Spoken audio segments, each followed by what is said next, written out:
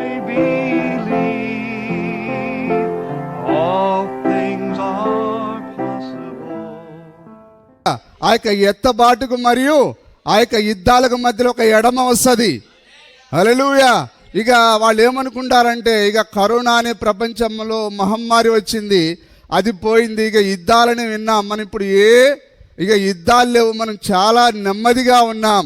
ఇప్పుడు ఇవి ఏంటిది అంటే, హల్లెలూయా, ఇది ప్రపంచాన్ని ఆదమర్పించే కార్యాలు, ఇవి ప్రపంచాన్ని నిద్రపుచ్చే కార్యాలు ఇవి. హల్లెలూయా. కానీ ఇప్పుడే ఆ సమయంలోనే ఆయన, ఈ నిశ్శబ్ద కాలంలోనైనా అకస్మాత్తుగా రానై ఉన్నాడు ఆయన. వధువు పట్టుకుంటున్నదా? హల్లెలూయా. ఎందుకంటే ఇది వాక్యంలో చెప్పబడిన కార్యం. నేనేదో ఊరికే నోటికి తోచింది చెప్పట్లేనండి. దేవుడు చెప్తున్నాడా, యుద్ధంను గూర్చి, యుద్ధ సమాచారం గూర్చి మీరు వింటారు, అయితే అంతం వెంటనే రాదు. వెంటనే వస్తుందా? రాదు. కానీ దీని మధ్యలో కొంత గ్యాప్ వస్తుంది. ప్రజలు చక్కగా తినుచు త్రాగుచు, వారు ఇల్లు కట్టుచు నారు నాడుచు ఉంటారు. ఇక ఆ సమయంలోనే వారు ఏమంటారు ఒకసారి చూద్దాం. 2 పేతురు పత్రిక 3వ అధ్యాయం 4వ వచనం. 2 పేతురు పత్రిక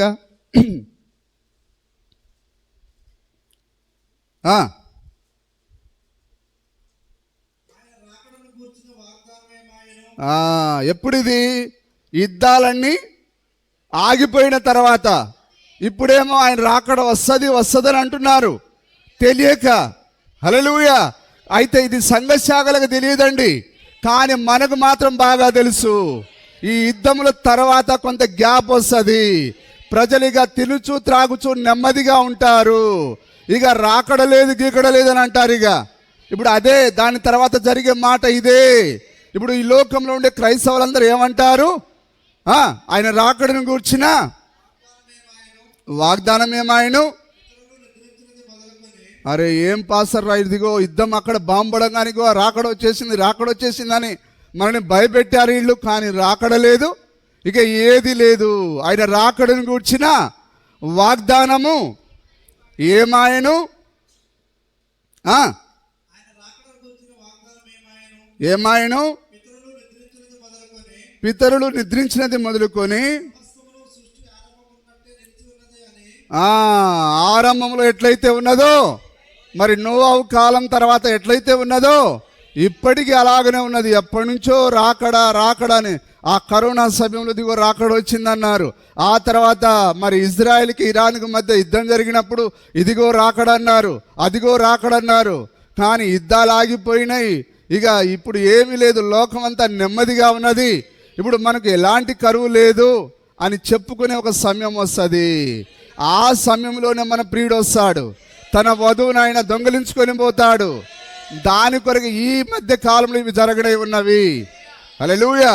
ఇక ఎందుకనంటే, మరి అమెరికా ఆ యొక్క ఇరాన్ పైన ఎందుకు బాంబేసింది? ఆ యొక్క సుప్రీం లీడర్ని ఎందుకు లేపేశారు వాళ్ళు? ఆ యొక్క ఇరాన్ యొక్క మరి సుప్రీం లీడర్ ఎవరైనా ఆ ఖమోని, నిజమేనా? ఆ ఖమేనీని ఎందుకు లేపేశారు వాళ్ళు? అతడు మరి అమెరికా మాట వినకుండా, ఇజ్రాయెల్ మాట వినకుండా మరి ఆ యొక్క అణుబాంబులు తయారు చేయడానికి తెగించాడు. అందుకొరకే అణుబాంబులను తయారు చేయకూడదు, ప్రపంచము కలిసిమెలిసి ఉండాలి, శాంతియుతంగా ఉండాలి. కాబట్టి నువ్వు మా మాట వినాలని వారిని హెచ్చరిక చేస్తే వాడు వినలేదు. హల్లెలూయా. తన్ను తాను హెచ్చించుకునేవాడు అణచబడతాడు. అణచబడతాడు. ఇప్పుడు ఆ ఖమేని ఎంతవరకు అణచబడ్డాడు? పాతాళానికి వెళ్ళిపోయాడు. వానికి స్వర్గము లేదు, వానికి ఇక ఏది లేదు, అక్షరాల పాతాళానికి వెళ్ళిపోయాడు. ఎందుకు? వాడు ఆ యొక్క అమెరికా మాట విని నెమ్మదిగా ఉంటే వానికి చక్కగా కొంతకాలం బ్రతికేవాడు. కానీ తన కాలానికంటే ముందే వెళ్ళిపోయాడు. నిజమేనా? దేవుడు ఎవరైతే చంపాలనుకుంటాడో, హల్లెలూయా, వారు చంపబడడానికి ముందు ఎట్లా ప్రవర్తిస్తారు? గర్విష్ఠులుగా ప్రవర్తిస్తారు. ఆ యొక్క ఎవరైనా ఆ యాజకుని యొక్క కుమారులు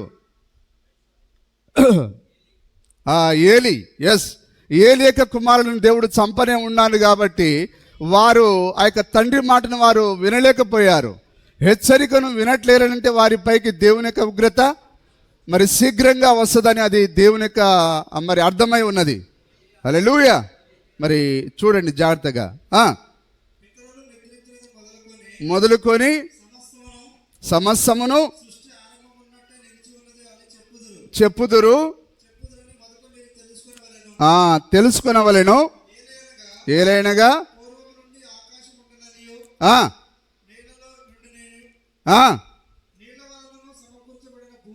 భూమియు దేవుని వాక్యం వలన కలిగిననియు. ఏదైనా సరే ఎట్లొచ్చింది? దేవుని వాక్యం ద్వారా వచ్చింది. ఇప్పుడు దీనికి అంతం రావాలని ఎట్లా రావాలి? దేవుని వాక్య ప్రకారంగా రావాలి. బుద్ధిపూర్వకంగా మరుతురంటే వాక్యాన్ని మర్చిపోవడం. నువ్వు ఆయన రాకడ రావాలంటే వాక్య ప్రకారంగా వస్తాడు ఆయన. నువ్వేదో తొందరపడితే రాడు ఆయన. ఖచ్చితంగా ఆయన మాట ప్రకారంగానే సమస్తాన్ని జరిగిస్తాడు. సరే, ఇంకో మాట చూద్దాం మనం. మొదటి దశలోనికి రాసిన పత్రిక 5వ అధ్యాయం 3వ వచనం. మరి ఈ యొక్క యుద్ధాన్ని గురించి మనం చూస్తున్నాం. ఇప్పుడు జరుగుతున్న ప్రపంచ పరిస్థితులు. 5వ అధ్యాయం 3వ వచనం, మొదటి దశలోనికి రాసిన పత్రిక. లోకులు నెమ్మదిగా ఉన్నది, కానీ ఇప్పుడు మాత్రం భయపడుతున్నారు. నిజమేనా? మొన్న కరోనాకు భయపడ్డారు. ఇప్పుడు ఎందుకంటే మరి ఒక దేశం మరొక దేశానికి, మరి ఈ భారతీయులు లేదా వేరే వేరే దేశస్తులు అన్ని దేశాల్లో కలగొలిపోయారు. ఇప్పుడు ఏంటంటే ప్రపంచమే ఒక ఇల్లులాగా మారిపోయింది. హల్లెలూయా. ఎందుకంటే మరి ఎవరు పోవాలన్నా ఆ దుబాయ్ మీద నుంచి పోవాలా. మొన్నటికి మొన్న ఇరాన్ పైన యుద్ధం జరగడం ద్వారా, ఆ ఇరాను దుబాయ్ పైన బాంబులు వేయడం ద్వారా, ఆ విమానాశ్రయం పైన బాంబులు వేయడం ద్వారా విమానాలన్నీ ఆగిపోయాయి. ఏ విమానమైనా దాన్ని కనెక్ట్ చేసుకొని పోవాలి. కాబట్టి ఇప్పుడు ప్రపంచము ఏదో ఒక మూలన ఏది జరిగినా ప్రపంచం అంతటా దాన్ని బాధపడాలి. హల్లెలూయా. మరి ఒక కాలికి ముళ్ళు గుచ్చుకుంటే మన శరీరం అంతా ఎట్లయితే బాధపడుతుందో, అలాగనే ప్రపంచంలో ఏ నలుమూలలో ఏది జరిగినా మరి ప్రపంచం మొత్తం సఫర్ కావాల్సి వస్తుంది. నిజమేనా? అదే ఇప్పుడు దానికి ప్రపంచం అంతా భయపడి ఉన్నది. మొన్నటికి మొన్న, నిన్నటికి నిన్న, ఇప్పటికి ఇంకా భయపడుతూనే ఉన్నారు. మరి మన తెలంగాణకు వచ్చి నేను పెద్ద కులం వాడిని, కానీ చాలామంది పెద్ద కులస్తులు ఆడ చిక్కుకున్నారు. ఏం చేసిందిరా నీ కులం? నిన్ను విమానం లేకుండా చేసిందే. అక్కడ బిక్కుమని ఆ గదులలో కూర్చొని, మరి నీ పెద్ద కులం ఎందుకు నిన్ను? నేను పెద్ద కులం ఉండరా, ఎవడరా బాంబులు వేసిందని చెప్పలే? ఏం సార్? మరి మన కులానికి గురించి చెప్తే మనిషికి వచ్చినట్టు వస్తుందే కోపం. గొడ్డుకు వచ్చినట్టు కాదు, మనిషికి వచ్చినట్టు వస్తుంది కొందరికి. అంటే నువ్వు ఏ కులానికి చెందినోడివి చెప్పండి? మనం ఏ కులానికి చెందిన వాళ్ళం? రాజసంతానం మనం. మన ప్రభు అయిన యేసుక్రీస్తుకి ఎలాంటి కులం లేదు, మనకు ఏ కులం లేదు. కానీ మనం ఎందుకు దాన్ని మనం చెప్తున్నామంటే అధికారులు అడుగుతున్నారు కాబట్టి. వాళ్ళు పదే చెప్పకపోయినా, మన జాన్ గారిని ఒక ఆయన గుచ్చి లేదు సార్ నేను క్రైస్తవుడు అంటే, వాడు లేదు క్రైస్తవుడైనా కులం ఉంటుంది కదా అని వాడు విసిగిస్తున్నాడు. ఇక వాడు విసిగిస్తున్నాడు కాబట్టి చెప్తున్నామే తప్ప, లోకంలో గుర్తించబడాలి కాబట్టి ఏదో సర్టిఫికేట్ ఉందే తప్ప, హల్లెలూయా, మనకి ఎలాంటి సర్టిఫికేట్ అక్కర్లేదు. మనం ఏ కులంతో గుర్తించబడవలసిన అవసరం లేదు. ఎందుకనగా మనము పైనున్న వారము, మనము ఆ పరలోక సంబంధులం, మనం భూనివాసులం కాదు. హల్లెలూయా. కాబట్టి అణుబాంబు కింద నీ కులాలు గిలాలు డబ్బు గిబ్బు, నువ్వు ఇక్కడ మరి ఒక ఊరి సర్పంచ్ మరొక ఊరిలో సేక్సిందట. నిజమేనా? మరి ఇక్కడ మంత్రి అయిన ఆయన పోయి అక్కడ చిక్కుకున్నాడు. ఏమిటి పరిస్థితి? నేను మంత్రి అంటే నిన్నెవడు లెక్క చేసేది? నువ్వు ఏదైనా నిన్నెవడు లెక్క చేయడు అక్కడ. ఆ ప్రపంచాన్ని భయపెట్టిన ఆ కమ్యూనినే వాళ్ళు ఖతం చేస్తే నీవు నేనెంత? ఆప్టాల్ మనం. హల్లెలూయా. నెమ్మదిగా ఉన్నది.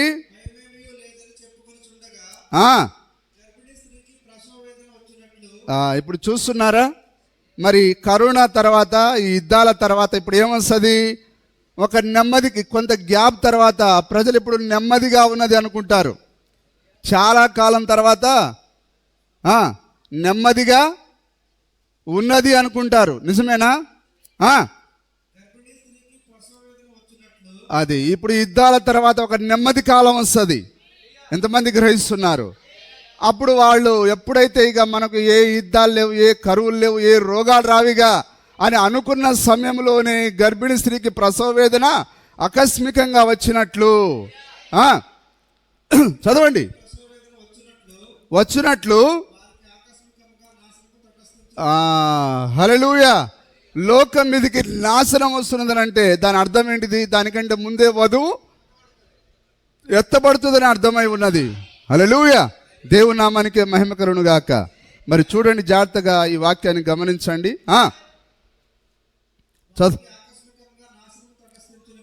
గనుక అది ఇప్పుడు తప్పించుకోవాలంటే ఇప్పుడే మార్గం, ఇప్పుడే ఆయన యొక్క మార్గాన్ని తెరిచాడు ఆయన. అదే వర్తమానంలోనికి రావాలి. ఏ సంస్థ వాళ్ళైనా రక్షింపబడాలంటే, ఏ బ్యాప్టిస్ట్ అయినా, ఏ పాపిస్ట్ అయినా, ఇక ఎవడైనా సరే, డెంటిస్ట్ అయినా, ఇక పంటిస్ట్ అయినా, ఎవరైనా రక్షింపబడాలంటే వర్తమానంలోనికి రావాలి, వాక్యంలోనికి రావాలి. మెథడిస్ట్ అయినా, ఇంకోయిస్ట్ అయినా, ఎవరైనా సరే వారు వర్తమానంలోనికి రావాలి. కానీ వధువు ఎత్తబడిందా, ఇక రక్షణ అనేది లేదు. ఇక వారి మీదకి ఆకస్మికంగా నాశనం వస్తుంది. హల్లెలూయా. సహోదరులారా, వచ్చుటకు వింటున్నారు అందరూ? మరి మన మీదకి నాశనం అనేది ఆకస్మికంగా రాదు. మనము లోక సంబంధులం కాదు. ఎందుకనగా దేవుడు మనకు ఒక వర్తమానం ఇచ్చాడు, మనకొక ఆయన వాక్యపు వెలుగునిచ్చాడు ఆయన, ఈ వెలుగులో మనం నడిచేదానికి. కాబట్టి మనం లోకంతో పాటు నాశనం కాం మనం. ఎందుకనగా ఆ లోకం కంటే ముందే మనం ఎత్తబడిలోకి వెళ్ళిపోతాం. దేవుని నామానికి స్తుతి కలుగును గాక. సరే, వెలుగు సంబంధులను, వెలుగన్నా పగులన్నా అదే వర్తమానం. వెలుగన్నా పగులన్నా వర్తమానం. దేవుడు వెలుగై ఉన్నాడు. ఇప్పుడు దేవుడు ఏ రూపంలో ఉన్నాడు? వర్తమాన రూపంలో ఉన్నాడు ఆయన. నీ దినమును దాని వర్తమానమును గ్రహించుట, నీ దినమును దాని వర్తమానమును గైకొనుట, అదే వెలుగై ఉన్నది. కాబట్టి ఆ రోజు యూదులు ఆ దినపు వర్తమానం చేర్చుకోక నాశనం అయ్యారు. ఈరోజు కూడా అన్యజనులు ప్రజలు ఎందుకు నాశనం కాబోతున్నారు? ఈ దినపు వర్తమానం చేర్చుకోనందున. కానీ మనం చేర్చుకునే హృదయాన్ని మనకి ఇచ్చాడు ఆయన. దేవుని నామానికి మహిమ కలుగును గాక.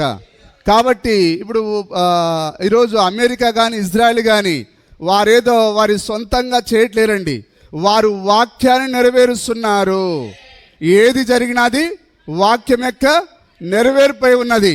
కాబట్టి ప్రజలను ఇప్పుడు నిద్రపుచ్చేదానికి, హల్లెలూయా, అమెరికా, ఇజ్రాయెల్ మరి పనిచేస్తూ ఉన్నది. వారు దేవుని చేతిలో పనిచేస్తూ ఉన్నారు, ప్రపంచం మధ్యలో శాంతి ఉండాలని. నిజమేనా? ఇప్పుడు ఇరాన్ అణుబాంబుల ప్రయోగం ముందుకెళ్తే వారు వద్దని నివారించారు. ఎందుకనగా వాక్యం జరగాలి. ఇప్పుడు ఏ యుద్ధాలు లేకుండా లోకం నెమ్మదిగా రావాలి, ప్రజలు మైమర్చిపోవాలి, ఆదమర్చిపోవాలి. వారు లోకంలో మరి పెద్ద పెద్ద కట్టడాలలో నిద్రపోవాలి, డబ్బు సంపాదనలో నిద్రపోవాలి, విచ్చలవిడిగా ఆ లైంగిక కార్యాలు జరగడంలో వారు నిద్రపోవాలి. హల్లెలూయా.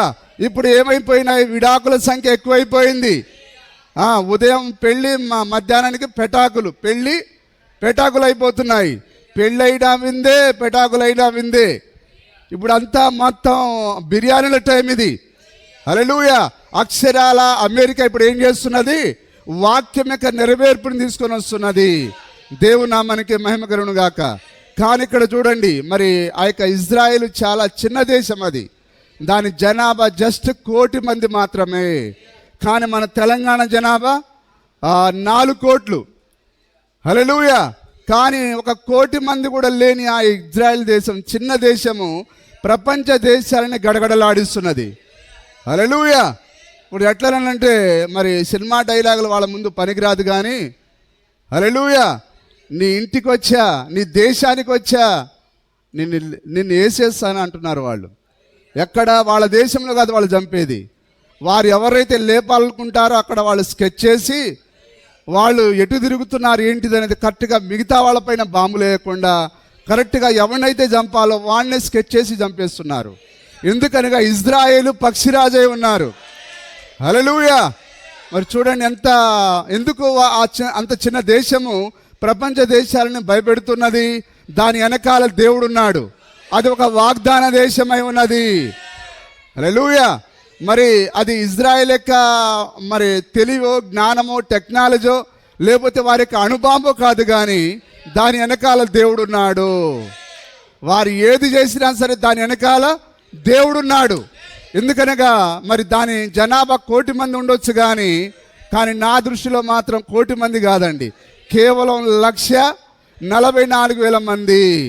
ఈ 1,44,000 మంది కొరకే దేవుడు దానిపైన ఒక్క బాంబు కూడా పడనీయకుండా, ఒకవేళ బాంబులు కురిసినా కానీ, హల్లెలూయా, మరి ఇరాన్ ఎన్నో బాంబులు వేసింది, ఆ పాలస్తీనా ఎన్నో బాంబులు వేసింది, అయినా కానీ వారు మరి మరణించకుండా సజీవులుగా ఉన్నారంటే అది వారి టెక్నాలజీ కాదండి. దేవుడు ఆ దేశం చుట్టూ తన దూతలను ఆవరింపజేశాడు. ఎందుకు? ఆ 1,44,000 మందిని ఆయన రక్షించడానికి. ఎందుకంటే ఆ 1,44,000 మంది ముందుగా ఎన్నిక చేయబడిన వారు. హల్లెలూయా. ఎవరిళ్ళు? ఏర్పరచబడిన వారు. ఈ 1,44,000 మంది ఏర్పరచబడిన వారు. హల్లెలూయా. అందుకొరకే ఈ దేశం పైన, ఈ ప్రపంచంలో ఉండే అన్ని దేశాలు నిజమైన అణుబాంబులతో దాడి చేసినా ఈ దేశం పైన ఒక్క బాంబు కూడా పేలదు. మీకు తెలుసా అది? హల్లెలూయా. దేవుని నామానికి మహిమ కలుగును గాక. మరి ఎవరైతే ఈ చిన్న దేశాన్ని శపిస్తారో దేవుడు వాణ్ణి శపిస్తాడు. ఆ రోజు అబ్రహాంతో వాగ్దానం చేశాడు. 12:3 అబ్రహామా, నిన్ను దీవించువాడు దీవించబడతాడు, నిన్ను శపించువాడు శపించబడతాడు. యాకోబును దీవించువాడు దీవించబడతాడు, యాకోబును శపించేవాడు శపించబడతాడు. కాబట్టి ఇద్దరు ఆ యొక్క ఇరాన్ అధ్యక్షులు శపించారా? ఏం చేశారు వాళ్ళు? ఇజ్రాయేలును ప్రపంచ పటంలో లేకుండా వేసేసాం అన్నారు. కానీ చివరికి వాళ్ళే లేకుండా పోయారు. 2024 ఆ యొక్క మే 19వ తారీఖు 2024 మే 19న ఆ యొక్క ఇబ్రాహిం రైసీ వాడిని మరి హెలికాప్టరు వాతావరణం బాగలేక మరి వాళ్ళే స్కెచ్ చేసి లేపేశారు. కానీ వీళ్ళకి ఏమర్థమైపోయింది? మేఘాలు పట్టినాయి, ఏదో పట్టినాయి, కానీ ఆ పక్షిరాజు కళ్ళు వాడిని లేపేశాయి. మొన్నటికి మొన్న ఈ ఇరాన్ సుప్రీం లీడర్ ఖమేనీ, హల్లెలూయా, ఈయనేమన్నాడు? నేను ఇజ్రాయెల్ను ప్రపంచ పటంలో లేకుండా చేస్తా. వాడు ముందే కూశాడా? వాడు ముందే వెళ్ళిపోయాడు. వీడు కూశాడు, వీడిని లేపేశారు. హల్లెలూయా. ఎందుకు వాడు చచ్చాడని చెప్పండి? ఇజ్రాయెల్కు వ్యతిరేకంగా మాట్లాడినందుకు. ఇజ్రాయేలును ప్రపంచ పటంలో నుండి ఎవడు తీసివేయలేడు. దేవుని నామానికి మహిమ కలుగును గాక. మరి ఫిబ్రవరి 28కి మరి అది గొప్ప రోజు. అది 1963లో ఆ సన్సెట్ పర్వతం పైన, ఆ ఫ్లాగ్స్టాప్ అనే పట్టణం పైన ఆ యొక్క మేఘవృత్తం ఏర్పడిన ఆ రోజే ఫిబ్రవరి 28న ఫిబ్రవరి 28, 2026లో ఏమయ్యాడు? ఇజ్రాయెల్కి వ్యతిరేకంగా మాట్లాడిన ఆ ఖమేనీ ఖతమయ్యాడు. హల్లెలూయా. చూడండి, దేవుడు తన కార్యాలను చేసుకుంటూ పోతున్నాడు ఆయన. సరే, మనం చూద్దాం 7వ అధ్యాయము ప్రకటన గ్రంథం 7వ అధ్యాయం 1 నుంచి చదువుదాం. అటు తర్వాత నిలిచి ఉండి భూమి మీదనైనను సముద్రం మీదనైనను ఏ చెట్టు మీదనైనను గాలి అనగా వాయువులు అనగా యుద్ధములు. ప్రవక్త ఏమన్నాడు? గాలి అనగా యుద్ధములు. హల్లెలూయా. గాలి వీచుకున్నట్లు. ఏ భూమి ఇది? ఇజ్రాయేల్ అనే భూమి. ఇక లోకం అనే భూమి కాదండి, ఇజ్రాయేల్ అనే భూమి.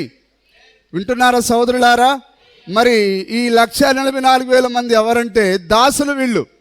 ఇజ్రాయేలు ఎల్లప్పుడూ దేవుని యొక్క దాసులై ఉన్నారు. కానీ మనం ఎవరం? దేవునికి కుమారులము కుమార్తెలము. ఆయన దాసుల పట్ల ఇంత శ్రద్ధ కలిగి ఉంటే ఏ అణుబాంబు కూడా తన దాసుల పైన పడకుండా ఆయన వాటిని పేల్చేస్తా ఉంటే, ఓ వధువా, ఓ దేవుని కుమారుడా, కుమార్తె, భయపడొద్దు. ఆయన తన రెక్కల నీడలు నిన్ను భద్రపరిచాడు. ఆయన తన దాసుల పట్ల అంత కృప కలిగిన దేవుడు, తన దాసులను భద్రపరుస్తున్న దేవుడు. నీవు ఆయన ప్రియమైన భార్యవు. ఆయన నీ గురించి మరెంతో శ్రద్ధ కలిగి ఉన్నాడు. ఆయన ఏం సార్, గుడ్డును బాదినట్టు బాదిన మేము ఎప్పుడు మారుతాం సార్? మా తోలు గేదె తోలు, బర్రె తోలు. ఏం సార్, బర్రెలా ఇవి? వధువేనా? హల్లెలూయా. ఓ వధువా, ఈ వాక్యం నీది. ఇది అటు జరుగుతున్నా చూడండి. ఒకవేళ దేవుడే కనుక లేకపోతే ఇజ్రాయేల్ బూడిదైపోవాలి. కానీ దాని వెనకాల దేవుడున్నాడు. ఎందుకంటే ఈ 1,84,000 మందిని కాపాడేదానికి నీ వెనకాల దేవుడున్నాడు. లేకపోతే ఎప్పుడో నువ్వు సంఘ శాఖలో నాశనం అయ్యేటోడివి, ఎప్పుడో నీ కులంలో నువ్వు చచ్చేటోడివి, నీ మతంలో చచ్చేటోడివి. నువ్వు బయటికి రావడానికి ఇలా కారణం ఏంటిది? ఆయన నిన్ను ఎన్నుకున్నాడు. ఆయన అందుకొరకే తన బలమైన హస్తంతో లాగాడు. ఆయన నా అంతటా నేను రాలేదు, నీ అంతటా నువ్వు రాలేదు. ఓ, ఆ ప్రియుని హస్తం లాగింది. హల్లెలూయా. చూడండి, అదే వాక్యం ఇప్పుడు మనం చూస్తున్నాం. ఈరోజు ఆ యొక్క ఇజ్రాయెల్ పైన ఒక బాంబు కూడా పేలకపోవడానికి కారణము. హల్లెలూయా. ఎందుకనగా ఆ దేవదూతలు ఆ పట్టణం చుట్టూ ఉన్నాయని ఇప్పుడు మనం చదువుతున్నాం. చదవండి. చెట్టు మీదనైనను, సముద్రం మీదనైనను, భూమి మీదనైనను గాలి వేచకుండానట్లు, గాలి అనగా బాంబులు పేలకుండానట్లును, అక్కడ యుద్ధాలు జరగకుండానట్లును, భూమి యొక్క 4 దిక్కుల వాయువులను పట్టుకొని ఉండగా చూచుచునే. ఆ దేశానికి తూర్పులో, పడమరలో, ఉత్తరంలో, దక్షిణంలో ఆ 4 దిశల ప్రతి చెట్టు పైన దేవదూతలు దేవుడు కాపలా పెట్టాడు. వధువానికి కాపలా లేదా? హల్లెలూయా. నీ చుట్టూ తన దేవదూతలను పెట్టాడు ఆయన. ఓ, ఆయనే నీకు కాపలాగా ఉన్నాడు ఆయన. హల్లెలూయా. మరియు సజీవుడకు దేవుని ముద్ర గల వేరొక దూత సూర్యోదయ దిశ నుండి పైకి వచ్చుట చూచింది. చూచింది. జాగ్రత్త వాక్యాన్ని గమనించండి. ఇప్పుడు మన కాలంలో జరుగుతున్న వాక్యం ఇది. నేడు మీ వినికిడిలో ఈ వాక్యము నెరవేరినది. హల్లెలూయా. మన కాలంలో వాక్యం నెరవేర్పు జరుగుట ఎప్పుడో జరిగిందని విన్నాము, కానీ ఇప్పుడు మన కళ్ళారా మనం చూస్తున్నాం, మన చెవులారా మనం వింటున్నాం. మన కళ్ళ ఎదుట లేఖనాన్ని నెరవేర్పు. హల్లెలూయా. నిజమేనా సార్? ఆనందంగా ఉందా? మరియు సజీవుడకు దేవుని ముద్ర గల వేరొక దూత సూర్యోదయ దిశ నుండి పైకి వచ్చుట చూచితిని. భూమికిని సముద్రమునకును హాని కలగజేయుటకై అధికారం పొందిన ఆ 4 దూతలతో ఈ దూత మేము మా దేవుని దాసులను. ఎవరిళ్ళు? 1,84,000 మంది దేవుని దాసులు. కానీ నీవు నేను మనం ఎవరం? దేవుని యొక్క కుమారులము, కుమార్తెలం. ఆయన ప్రియమైన భార్య మనము. హల్లెలూయా. చదవండి. మేము మా దేవుని దాసులను వారి నొసల యందు ముద్రించు వరకు, వారు ముద్రించబడేంత వరకు. ముద్రించబడ్డం అంటే హల్లెలూయా, ఆ మోసే ఏలియాలు వచ్చేంత వరకు. నిజమేనా? వారి కొరకు ఎవరు రావాలి? మోసే ఏలియాలు రావాలి. అదే ముద్రించబడుట. ముద్రించు వరకు భూమికైనను సముద్రమునకైనను. హల్లెలూయా. చూసారా?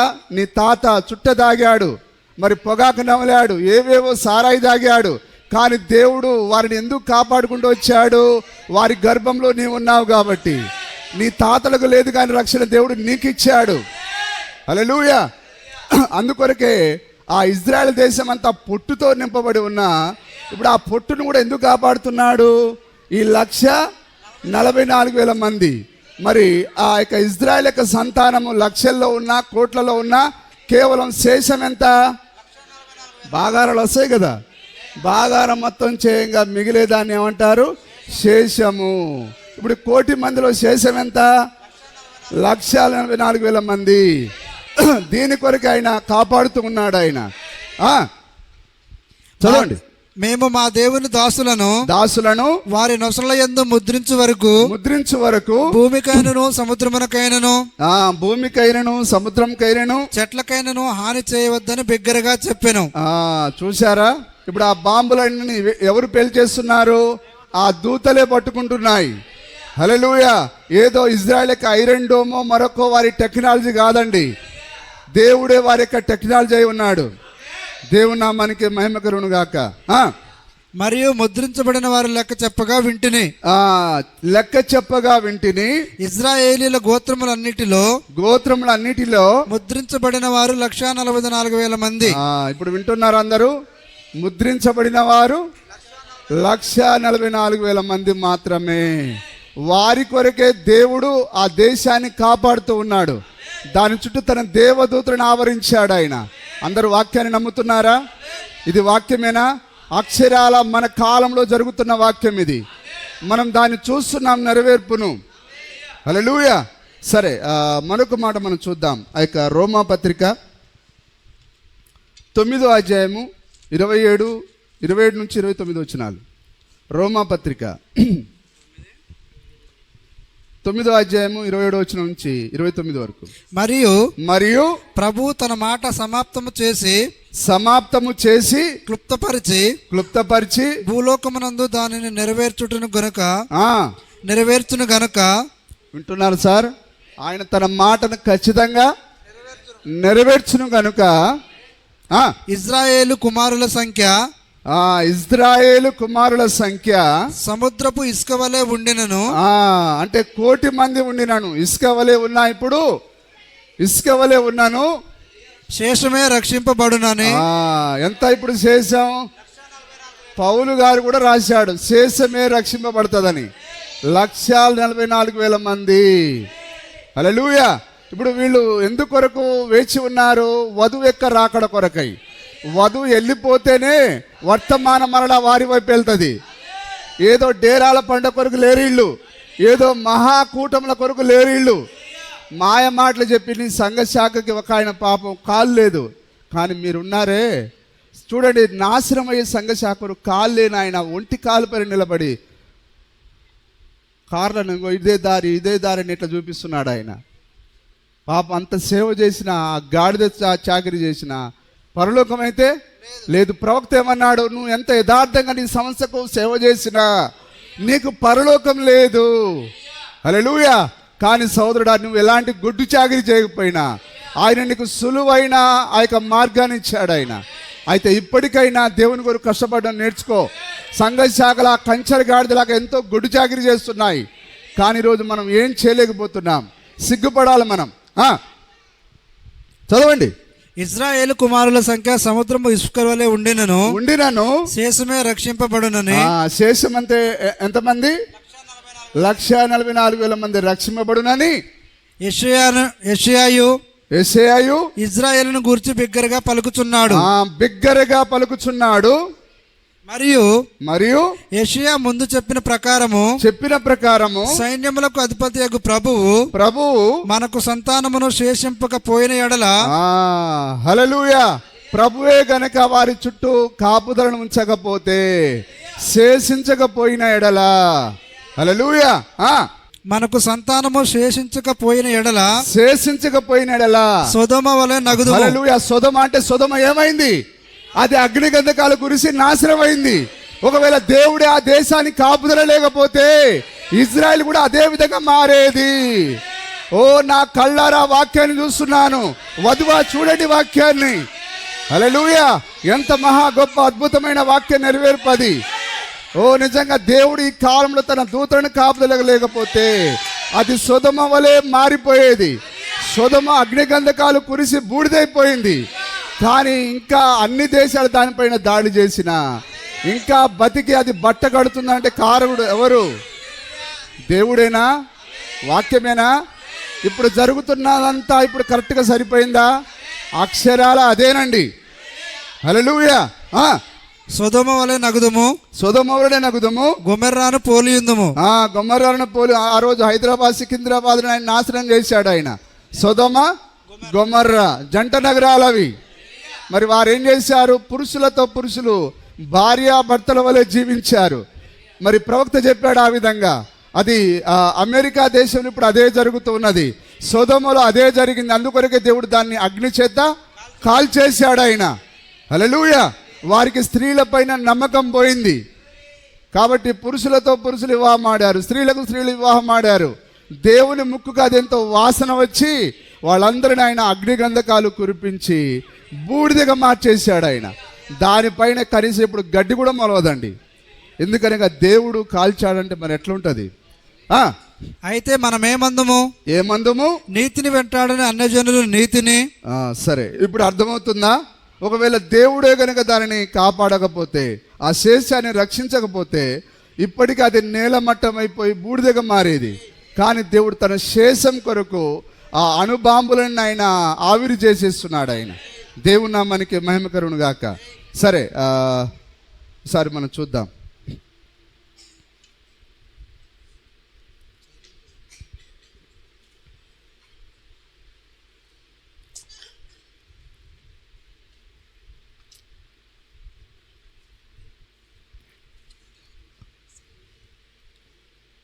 ప్రశ్నలు మరియు జవాబులు 54వ సంవత్సరం 1వ నెల 3వ తారీఖు.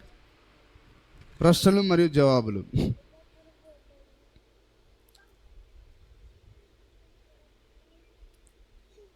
మరి టైం అయిపోయింది, తీయండి సార్. 540103 ఎం, అందులో 78వ పేర.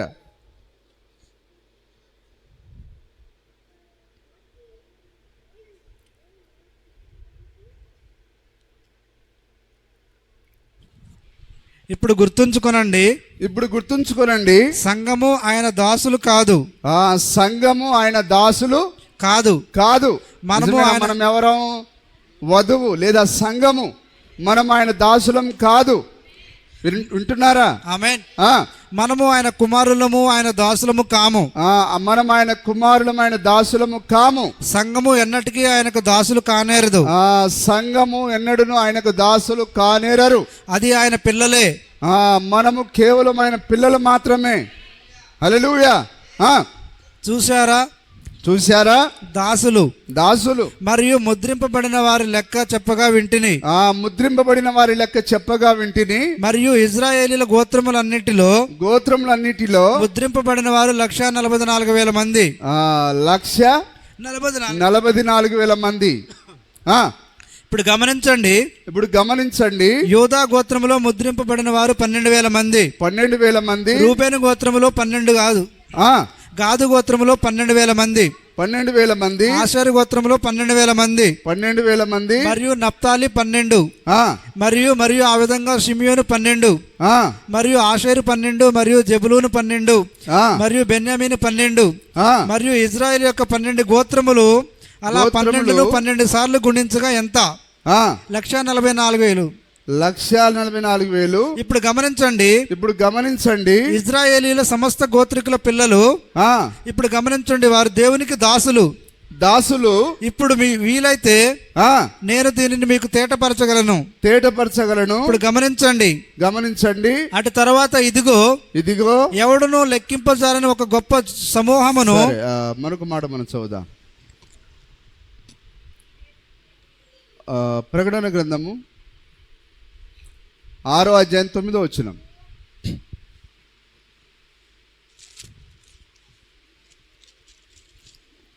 ప్రకటన గ్రంథము 6వ అధ్యాయము 9వ వచనం. ఆయన 5వ ముద్రను విప్పినప్పుడు దేవుని వాక్యము నిమిత్తమును. హల్లెలూయా. ఇప్పుడు ఎన్ని ముద్రలు ఉన్నాయి ప్రకటన గ్రంథంలో? 7 ముద్రలు. ఇప్పుడు 4వ ముద్రతోనే ఏం జరుగుతున్నది? వధువు ఆకాశానికి ఎత్తబడుతున్నది. నిజమేనా? మరి వధువు కేవలం 4 ముద్రల కింద మాత్రమే ఉన్నది. కానీ ఇప్పుడు మనం 6వ అధ్యాయంలో ఏం చూస్తున్నాం? 5వ ముద్ర. 5వ ముద్ర ఎవరికి చెందింది? అది ఇజ్రాయేలీలకు లేదా 144,000 మందికి చెందింది. హల్లెలూయా. ఇప్పుడు వధువు ఎత్తబడిన తర్వాత ఆయన తన కెమెరాని ఎటు తిప్పుతున్నాడు? ఆయన ఆ ఇజ్రాయేల్ వైపు తిప్పుతున్నాడు. ఆయన ఇప్పుడు దృశ్యంలో మరి అన్ని జనులు ఉండరు కానీ కేవలం ఇజ్రాయెల్తో వ్యవహరిస్తాడు ఆయన. ఇప్పుడు ఎందుకు ఇజ్రాయెల్తో వ్యవహరించట్లేడు ఆయన? ఇప్పుడు ఆయన తన అన్య వధువుతో ఉన్నాడు ఆయన. కాబట్టి అన్య వధువు ఎప్పుడైతే ఆకాశంకి వెళ్ళిపోతుందో ఇప్పుడు ఆయన తన దృశ్యాన్ని ఆ 1,44,000 మందికి వెళ్ళి తిప్పుతాడు, వారితో వ్యవహరిస్తాడు. ఇప్పుడు 5వ ముద్ర తెరిచినప్పుడు అక్కడ ఏం జరుగుతున్నది? 5వ ముద్రలో ఏం జరుగుతున్నది? అదే ఇప్పుడు మనం చూస్తున్నాం. 5వ ముద్రను విప్పినప్పుడు దేవుని వాక్యము నిమిత్తమును తామిచ్చిన సాక్ష్యము నిమిత్తమును వధింపబడిన వారి ఆత్మలను బలిపీఠం కింద చూచితిని. వారు నాదా సత్యస్వరూపి పరిశుద్ధుడా ఎందాక తీర్పు తీర్చకయు మా రక్తము నిమిత్తము భూనివాసులకు ప్రతిదండన చేయకయు ఉందువని బిగ్గరగా కేకలు వేసిరి. ఆ యొక్క 5వ ముద్ర కింద బలిపీఠం కింద ఆ యొక్క యూదుల యొక్క ఆత్మలు అరుస్తున్నాయి. వారెవరు? ఈ 5వ ముద్ర కింద ఉన్న వారెవరు? ఆ యొక్క హిట్లర్ కాలంలో చనిపోయిన వారు. హిట్లరు 60 లక్షల మంది యూదులను నిర్దాక్షిణ్యంగా చంపాడు. హల్లెలూయా. మరి దయ్యము ఆ యొక్క హిట్లర్లో దూరి ఏం చేసింది? యూదులను నామరూపాలు లేకుండా చేయాలని చూసింది, కానీ అది వాడి వల్ల కాలేదు. హల్లెలూయా. దేవుని యొక్క శేషాన్ని ఎవరు నాశనం చేయలేరు.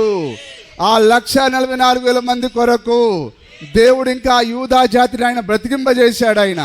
అందుకొరకు ఎప్పుడైతే హిట్లర్ వారందరిని చంపడం ప్రారంభించాడో చాలా మంది తప్పించుకొని ఎక్కడికి వచ్చారు? వారి సొంత దేశానికి వచ్చారు. ఆ స్టాలిన్ ద్వారా, హిట్లర్ ద్వారా, ముస్సోలిని ద్వారా ఆ యొక్క నానా దేశాల్లో వారు హింసించబడి చంపబడి ఆ మిగిలిన శేషమంతా పారిపోయి వారి సొంత దేశానికి వచ్చారు. వారు పక్షిరాజు రెక్కలపైన మోసుకొని రాబడ్డారు. ఏనిది పక్షిరాజు? విమానాలు కనుగొనబడినవి వారిని మోసుకొని వచ్చేదానికి. హల్లెలూయా. వారి సొంత దేశానికి తీసుకొని వచ్చేదానికి. చూసారా? వారికి 48-48లో స్వాతంత్రం వచ్చింది. 49లోనే మొసాద్ అనే ఒక గూఢాచార సంస్థ ఏర్పడింది. ఆ సంస్థ ఏంటంటే వేరొక దేశంలోకి వెళ్ళిపోయి అక్కడ వారి దేశానికి వ్యతిరేకంగా ఏమేం కార్యకలాపాలు జరుగుతున్నాయో వారికి తెలియకుండానే నిఘాను ఉంచుట. చూడండి, ఆ విధంగా ఎవరైనా ఎదిగారా? 1 సంవత్సరానికే, దాని వయసు కేవలం 1 సంవత్సరం, ఆ మరుసటి సంవత్సరం యొక్క గూఢాచార సంస్థను ఏర్పాటు చేయడం. హల్లెలూయా.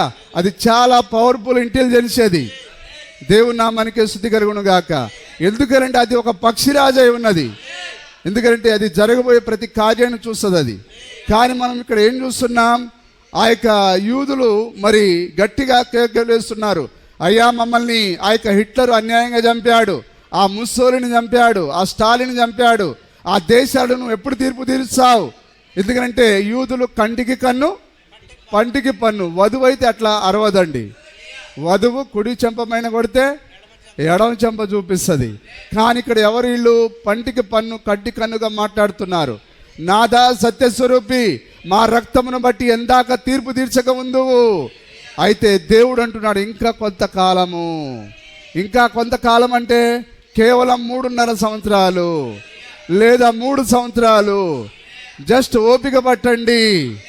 హల్లెలూయా. అప్పుడు దేవుడు ఈ ప్రపంచాన్ని ఆయన తీర్పు తీరుస్తాడు. ఆయన దేని చేత? అగ్నిగంధకాలు గురిసి ఆ రష్యాను, ఆ యొక్క ప్రతి దేశాన్ని, జర్మనీని అది తుడిచేస్తుంది అది. హల్లెలూయా. సరే, మనము 5వ ముద్ర వర్తమానం ముద్రల్లో 5వ ముద్ర 113వ పేర చూద్దాం. 5వ ముద్ర 113వ పేర.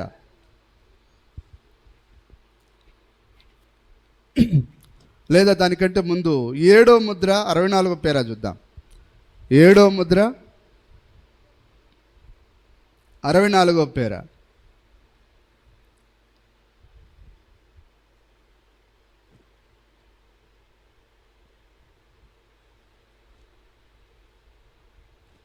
తీశారా? 64వ పేర చదవండి దయచేసి. ఇప్పుడు భూమి మీద 1000 ఏండ్లు దేవునికి ఒక దినము మాత్రమే. ఒక దినం మాత్రమే. మరియు 3.5 సంవత్సరములు దేవునికి ఎంత? జస్ట్ ఒక సెకండ్లు మాత్రమే అవి. అంటే ఆయన నాదా సత్య స్వరూపి మా రక్తమును బట్టి ఎందాక తీర్పు తీర్చకుందు అంటే ఇంకొంతకాలం అన్నాడు ఆయన. అంటే జస్ట్ 3.5 నిమిషాలు లేదా 3.5 సెకండ్లు అనుకుందాం. ఆయన కాలము ప్రకారము కొద్ది క్షణాలు మాత్రమే. ఆ కారణము వలననే ఆయన చెప్పెను అది ద్వారము దగ్గరనే ఉన్నది. ఆ ద్వారం దగ్గరనే ఉన్నది. ఇవన్నీ జరుగు వరకు ఈ తరము గతింపదని నిశ్చయముగా మీతో చెప్పుచున్నాను. ఇవన్నీ జరిగే వరకు ఈ తరం గతింపదని. ఎందుకంటే అన్నీ జరగడం అంటే ఆయన చెప్పిన ప్రతి మాట ఖచ్చితంగా జరగాలది. ఆయన ఏ మాటను వెనక్కి తీసుకోడు ఆయన. హల్లెలూయా. ఇవన్నీ జరుగు వరకు నిర్మూలము చేయుట అనగా ఏమిటి? వారి యూదులను చంపి భూమి మీద వారిని లేకుండా నిర్మూలము చేయవలననియు. చదివారు ఎప్పుడన్నా ఇది? లేదు. మాకెందుకు సార్ ఇవన్నీ? ఇన్ని పుస్తకాలు మేము ఎప్పుడు చదువుతాం? ఈరోజు మనిషికి ఏంటంటే 20 సంవత్సరాలు వచ్చేంత వరకు పనికి మన లోకపు చదువు దాని తర్వాత పెళ్ళి అయిపోగానే ఒకడు కుమారుడు కుమార్తె పుడితే వాడిని చదివించడానికి ఈ జీవితం ఇట్లా తగలబడిపోవడమే తప్ప దేవుని గురించి చదివేది ఎప్పుడు, నేర్చుకునేది ఎప్పుడు? ఈ లోక ప్రవాహంలో కొట్టుకొని మోడవేనా? కానీ ఇది దేవుడు ఎట్టు కదులుతున్నాడు, ఏం జరుగుతున్నది అది తెలుసుకునే ప్రయత్నం చేయాలా లేదా? హల్లెలూయా. అందరికి బాధ్యత ఉన్నదా? మరి చూడండి, మనం ఎక్కువగా లోకానికే ఖర్చు పెట్టేస్తున్నాం. కానీ దేవుడు తన ఆలోచనను మనకు ఆయన తెలుసుకోవాలని కోరుతున్నాడు ఆయన. హల్లెలూయా. వారు యూదులను చంపి భూమి మీద వారిని లేకుండా నిర్మూలము చేయవలెనని. ఎవరు? ఆ యొక్క హిట్లరు దయ్యం వాటిలో దూరి ఏం చేసింది? మరి యూదులను భూమి పైన లేకుండా చేయాలని. హల్లెలూయా. వాడు ప్రయత్నం చేశాడు. కానీ అకస్మాత్తుగా వాడే రివాల్వర్ వారి యొక్క నుదుడి పైన పెట్టుకొని కాల్చుకొని చనిపోయాడు. మరి యుద్ధం అకస్మాత్తుగా ఆగిపోయింది. ఆ యుద్ధాన్ని ఆఫ్ చేసింది ఎవరు?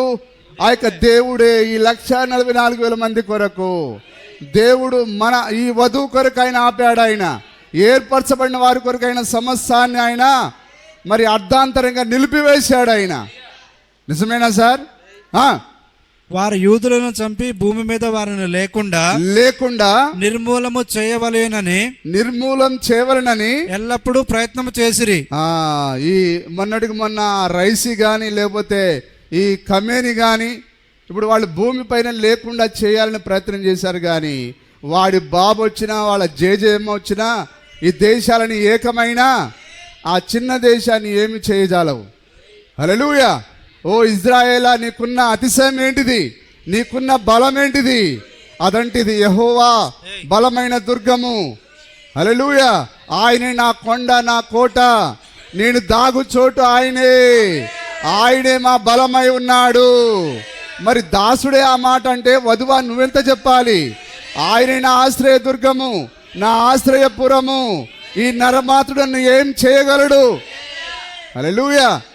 ఈరోజు అది ముందే డైలాగ్ వదిలి మరి నిన్ను చంపేస్తారంటే వాడి పేరు చెప్పి మరి చంపేస్తున్నారు వాళ్ళు. కానీ ఈరోజు మనం ఏముంది? వాక్యాన్ని నమ్మమాయే. కానీ వారికి ఉన్న బలం ఏంటిది? వాగ్దానం. హల్లెలూయా. దేవుడు మాతో ఉన్నాడు. మమ్మల్ని శపించేవాడు వాడే శపించబడతాడు. మాపైకి బాంబుతో వచ్చాడు, వాడు అదే బాంబులో చేస్తాడు. అది వారికి ఉన్న బలం ఏంటిది? వాగ్దానం. మేము వాగ్దాన ప్రజలమని వారు నమ్ముతున్నారు. దేవుడు మాతో ఉన్నాడని వారు నమ్ముతున్నారు. కానీ వధువా ఇంకా దేవుడు వారి వైపు లేకున్నా వారంత గట్టిగా నమ్మితే మరి ఈరోజు వాగ్దానం నీ ముందు నెరవేరుస్తున్నాడు ఆయన. నీవెంతగా గట్టిగా నమ్మాలి? ప్రతి వాగ్దానం నీదే. ఈరోజు ఎందుకు నీవు ఒక చవటగా దద్దమ్మ ఉన్నావంటే వాక్యాన్ని నమ్మక. మేము సార్ అనాథులం, వికారిగాళ్ళం, మాకెవరు సార్ దిక్కు? ఒక వాక్యాన్ని కూడా నమ్మం మనం. కానీ పేరుకు మాత్రం క్రైస్తవులు వధువు అని ఒక వాక్యాన్ని నమ్మమాయి. కానీ చూడండి, ప్రపంచ దేశాలని ఏకమేమో సార్ రండిరా, మాతో దేవుడున్నాడు, వాగ్దానం మాకున్నది, మీ అణుబాంబులు మమ్మల్ని ఏమి చేయజాలవు. హల్లెలూయా. అది సార్ వారు వాక్యంతో వాక్యబోడిలో వారు శుభ్రంగా నిద్రపోతున్నారు. కానీ లోకం ఏమనుకుంటుందనంటే ఇజ్రాయెల్ యొక్క టెక్నాలజీ కాదు, ఏది కాదు. వారితో ఉన్న దేవుడు కానీ వారికి తెలియట్లేదు ఇప్పుడు, కానీ ఒకరోజు తెలుస్తుంది. నిజమేనా సార్? హల్లెలూయా. వారి యూదులను చంపి భూమి మీద లేకుండా నిర్మూలన చేయవలెనని ఎల్లప్పుడూ ప్రయత్నం చేసిరి. అందుకొరకే ప్రవక్త ఏమన్నాడు? పాతాళంలోని దయ్యాలను వచ్చినా వధువును ఆపజాలవు. అందుకొరకు ఈ ప్రపంచంలో అణుబాంబులు ఇజ్రాయిల్ ఏమి చేయలేకపోతే మరి వధువులు పాతాళం నుండి దయ్యాలు ఏం చేస్తాయి? వారు ఏర్పరచబడిన వారిని దయ్యాలు ఏం చేయలేవు, అణుబాంబులు ఏం చేయలేవు. అందుకే మనం భయపడాల్సిన అవసరం లేదు. మన ప్రియుడు మనతో ఉన్నాడు. ఆ దయ్యం కంటే మన దేవుడు బలవంతుడు. ఓ మరణము కంటే బలమైన వాడు ఆయన. హల్లెలూయా. లోకంలో ఉన్నవాని కంటే వధువులో ఉన్నవాడు జయవీరుడు. ఆయన జయించిన వాడు. ఆయన ఉన్నాడా వధువులో? ఆయన ఉంటే ప్రతి వాగ్దానం నీదే. స్వతంత్రించుకో. రోగంతో మాట్లాడు. రోగమా, నువ్వు నన్ను ఏం చేయలేవు. నేను దేవుని యొక్క కుమారుడను, దేవుని యొక్క కుమార్తెను. నువ్వెప్పుడో ఓడిపోయావు. ఆయన పొందిన దెబ్బల చేత నీ వ్యాధికి బలహీనత వచ్చింది. నువ్వు అప్పుడే చచ్చిపోయావు. హల్లెలూయా. నువ్వు బాధపడితే అమ్మ అయ్యా అరవడానికి నేనేమైనా పిరికివాణ్ణి కాదు. హల్లెలూయా. నువ్వు నన్ను కేవలం చంపగలవు. అయితే నేను దేవుని రాజ్యానికి వెళ్తాను. ఈ నొప్పులు నన్ను ఏం చేయజాలవు. ఆగండి సార్, ఏమంత మనం చెప్తారు ఒకేళ్ళి నొప్పులు వస్తుంటాయి.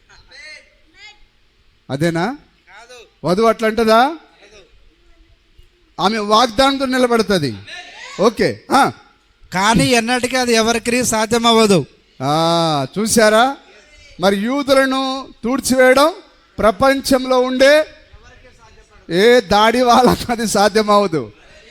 హల్లెలూయా. అది ఎవరి వల్ల అయ్యేది కాదు. అది నిజమేనా? అయితే గమనించండి, పాలస్తీనాకు తిరిగి వచ్చు అదే యూదా సంతతియే. యూదా సంతతియే ఈ సంగతులన్నీ జరుగుటను చూడగలరు. మరియు గత 2 సంవత్సరములలో ఆమె పూర్తిగా ఒక దేశంగా ఏర్పడినది. స్వంత ద్రవ్యము మరియు సకలమును ఆమె కలిగి ఉన్నది. అక్కడే ఆమె స్థితిని చూడండి. స్నేహితులారా, ఇప్పుడు మనం ఎక్కడ ఉన్నాం? ముద్రలు మరియు సమస్తమును తెరవబడి ఉన్నవి. ముద్రలను ఇప్పుడు సమస్తమును తెరవబడి ఉన్నవి. ఇప్పుడు మనము ఇక్కడ వీటి మధ్యలో ఉన్నాం. అచ్చటనే అది ఉన్నది. చూచారా మనము ఎక్కడ కూర్చొని ఉన్నాము? ఇప్పుడు మనం ఎక్కడ కూర్చొని ఉన్నాము? మీరు దానిని గ్రహించితిరని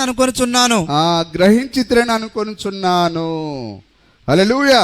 మరి యూదులనే ఆ యొక్క తుడిచిపెట్టడం అసాధ్యం కాకపోతే వధువును ఎవరైనా తుడిచివేయగలరా?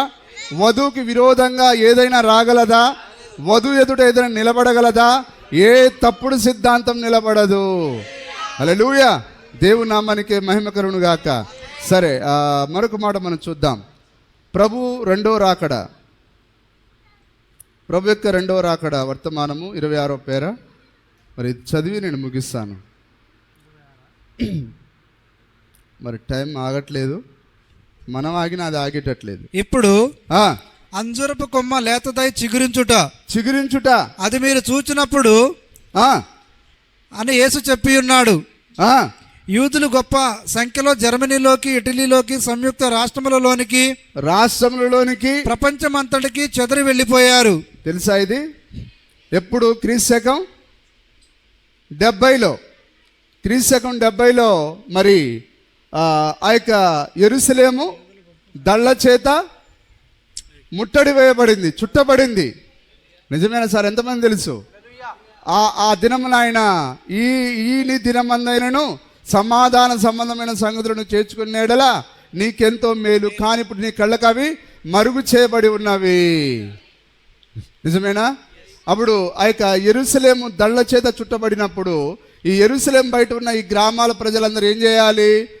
ఆ యొక్క దేశాన్ని విడిచిపెట్టి పారిపోవాలని అన్నాడు ఆయన.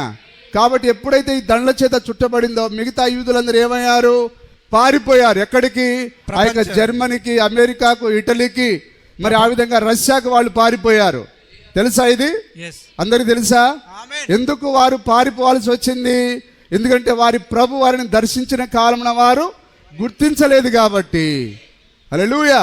కాబట్టి యెరూషలేములో ఉండే ఈ దేవాలయాన్ని వారు కూలగొట్టారు. ఈ యెరూషలేములో ఉండే చిన్న పెద్ద స్త్రీలను, ఆ యొక్క చిన్న బాలులను, ఆ యొక్క గర్భిణీ స్త్రీలను వారు నిలువుగా చీల్చి ఆ బిడ్డలను బయటికి తీసి నేల కొట్టి దారుణంగా చంపాడు. ఎవరు? ఆ టైటస్. మరి ఆ పరిస్థితిని చూసే ప్రభువే ఏడ్చాడు. వాడి దుర్మార్గతను బట్టి ప్రభువే ఆ యెరూషలేము వైపు చూసి ఏడ్చాడు. తెలుసు కదా లూకాసు వార్త 19వ అధ్యాయంలో. అలాగనే మరలా అదే కార్యం రానే ఉన్నది. ప్రభు దర్శించాడు. 7వ దూత ద్వారా ఈ ప్రపంచాన్ని దర్శించాడు. అది చూడలేక ఉన్నది. వారి పరిస్థితి ఆ యొక్క అణుబాంబులకు ఆహుతి కానే ఉన్నారు. హల్లెలూయా. మరి యెరూషలేము క్రీస్తు 70లో చుట్టబడి ఇందులో ఉండే ప్రజలందరూ చనిపోయాక ఆ దేశంలో ఉండే మిగతా గ్రామాల ప్రజలు పారిపోయారు, శత్రు చేతిలో చావకుండా. నేను చెప్పేది వాక్యమేనా? వాక్యంలో ఉందా? ఇది అక్షరాల ఉన్నది. యూదులు గొప్ప సంఖ్యలో జర్మనీలోకి, ఇటలీలోనికి, సంయుక్త రాష్ట్రములలోనికి, ప్రపంచమంతటికి చెదిరి వెళ్ళిపోయారు. దేవుడు పూర్వ దినాలలో ఎలాగో ఫరో హృదయమును కఠినపరిచెను అలాగూ ఆయన యూదుల ఎడల ముస్సోలోని యొక్క హృదయమును కఠినపరిచి ఇటలీ నుండి యూదులను అతడు బహిష్కరించి వెళ్ళగొట్టినట్లుగా చేశాడు.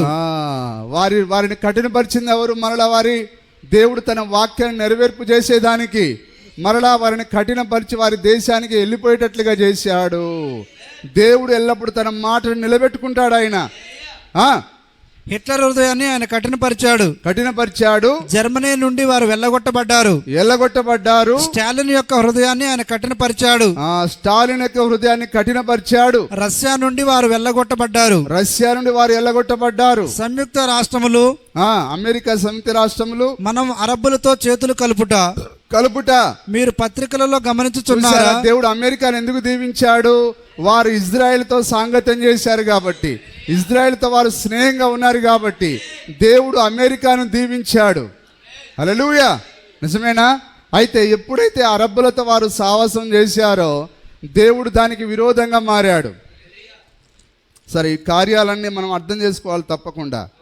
ఎందుకంటే ఇజ్రాయెలును దీవించువాడు దీవించబడతాడు, ఇజ్రాయెలును శపించేవాడు శపించబడతారు. నిజమైన ప్రపంచంలో జరిగేది అదేనా? ఇజ్రాయెల్కి ఏ దేశం వ్యతిరేకంగా మాట్లాడినా అది నామరూపాలు లేకుండా పోయిద్ది. ఎందుకంటే దేవుడు దానితో ఉన్నాడు. అక్షరాలు మనం దాన్ని నమ్మాలి. ఇప్పుడు మనం కళ్ళాల దాన్ని మనం చూస్తున్నాం. ఎందుకంటే మనం వాక్యాన్ని నమ్మే ప్రజలమై ఉన్నాం. సరే, ఇంకొక మాట నేను చదువుతాను. మరి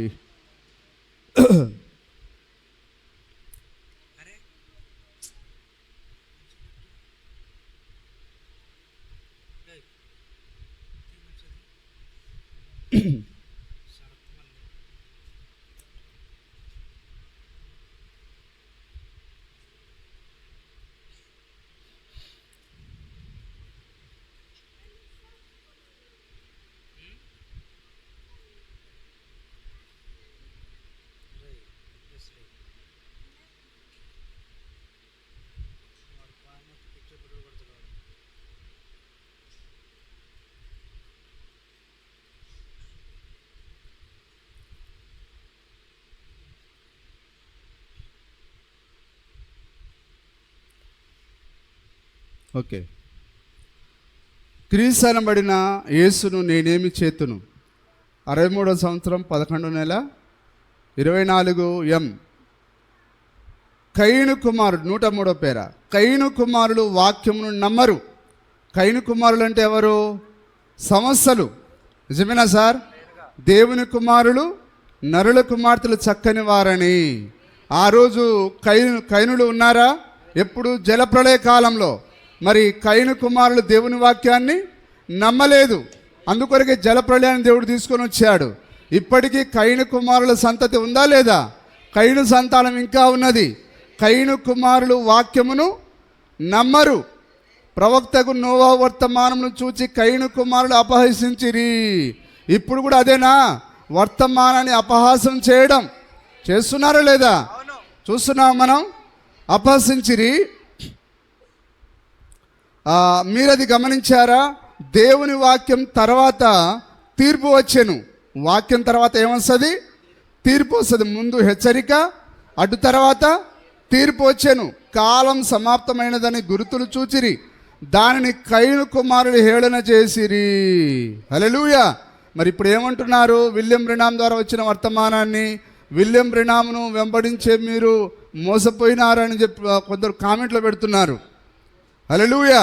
మరి యేసుక్రీస్తు వాళ్ళు ఏదో రాశారు దాంట్లో, మరి ప్రవక్తలు సక్రమమట, విలియం బ్రెనాము అక్రమమట.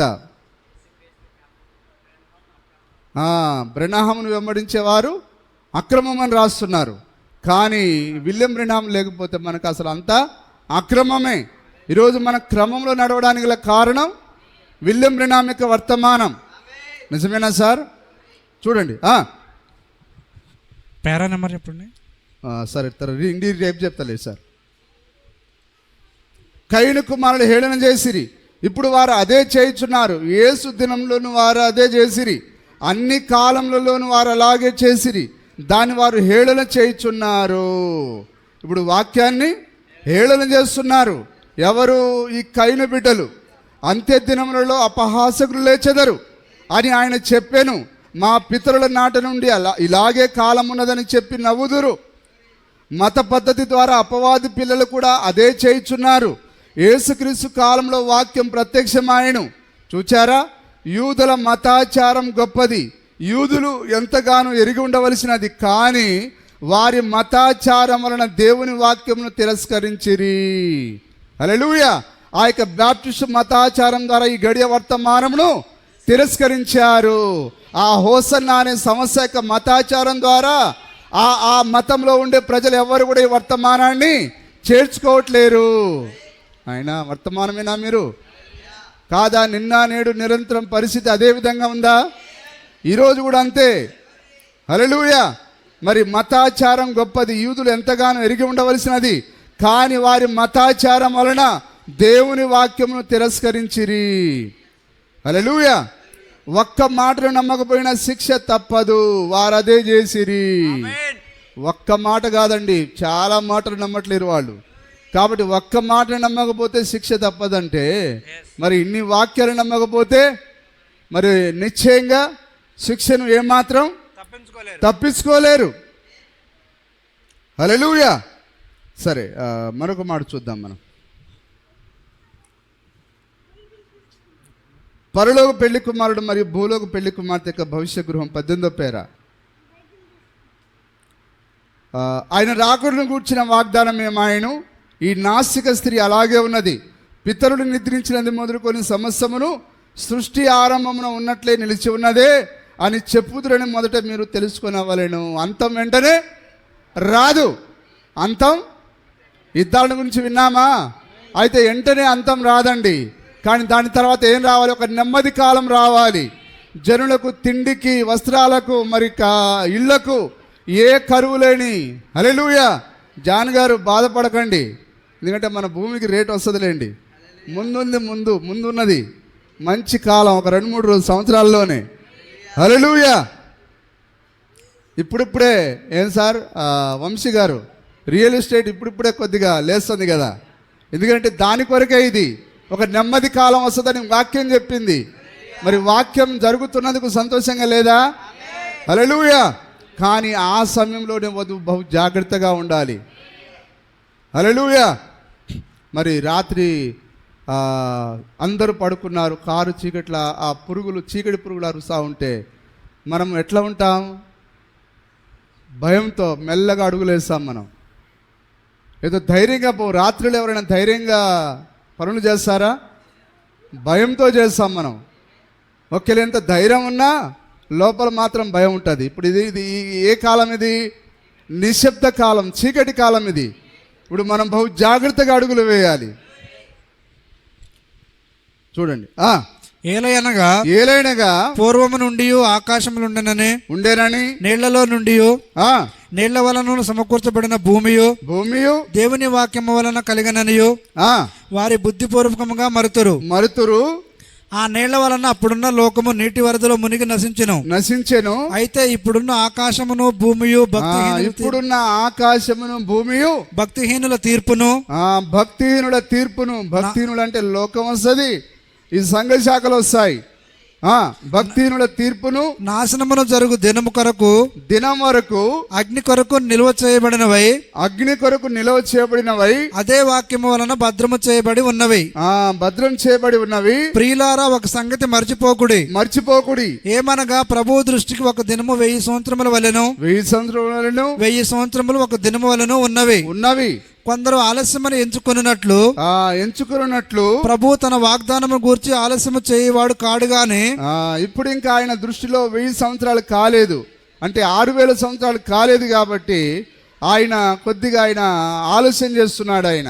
అయితే తన వాగ్దానం గురించి ఆలస్యం చేయవాడు కాడు గాని ఎవడు నశింపవలనని ఇచ్చయింపక అందరూ మారు మనసు పొందవలనని కోరుచు మీ ఎడల దీర్ఘశాంతం గలవాడై ఉన్నాడు. అయితే ప్రభు దినం దొంగ వచ్చినట్లు వచ్చును. ఆ దినమున ఆకాశమును మహాధ్వనితో గతించిపోవును, పంచభూతములు మిక్కటమైన వేండ్రంతో లయమైపోవును, భూమియు దాని మీదనున్న కృత్యములను కాలిపోవును. నమ్ముతారా సార్ మీరు? అక్షరాల వధువు నమ్ముతుంది.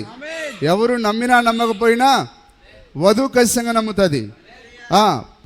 ఆకాశంలో రవులుకొని లయమైపోవునట్టు, పంచభూతములు మహావేంద్రంతో కరిగిపోవునట్టు, దేవుని దినపు రాకడ కొరకు కనిపెట్టుచు దాన్ని ఆశతో అపేక్షించుచు మీరు పరిశుద్ధమైన ప్రవర్తనతోనూ. హల్లెలూయా. ఇప్పుడు రాకడ కొరకు ఎవరైతే ఆశతో అపేక్షిస్తున్నారో ఇప్పుడు వారు ఎలాంటి జీవితాన్ని జీవించాలట? పరిశుద్ధమైన జీవితాన్ని జీవించాలి, పరిశుద్ధమైన ప్రవర్తన కలిగి ఉండాలి, పరిశుద్ధమైన భక్తిని కలిగి ఉండాలి. పరిశుద్ధమైన ప్రవర్తనతోనూ భక్తితోనూ ఎంతో జాగ్రత్త గలవారై ఉండవలెను. అందుకొరకే ఈ రాత్రి ప్రభురాత్రి భోజనం మనకు ఏం నేర్పిస్తున్నది? హల్లెలూయా. నిజమేనా? మనం ఒక పరిశుద్ధమైన ప్రవర్తన కలిగి ఉండాలని, చక్కటి భక్తిని కలిగి ఉండాలని, ఎంతో జాగ్రత్తగా మన జీవితాన్ని మనం ముందు కొనసాగించాలని. హల్లెలూయా. దేవుని నామానికి మహిమ కలుగును గాక. ఇప్పుడు సరే, అందరి గురించి మనకు అక్కర్లేదండి. నాకు ప్రవక్త ఏం చెప్పాడు? ఎందుకంటే నాకు ప్రవక్త యొక్క మాట అదే దేవుని యొక్క ఆజ్ఞ ఉన్నది. ప్రవక్త ద్వారా దేవుడు నాకు ఆజ్ఞను ఇచ్చాడు. ఆయన నేను ఎవరిని విమర్శించడానికి లేను. హల్లెలూయా.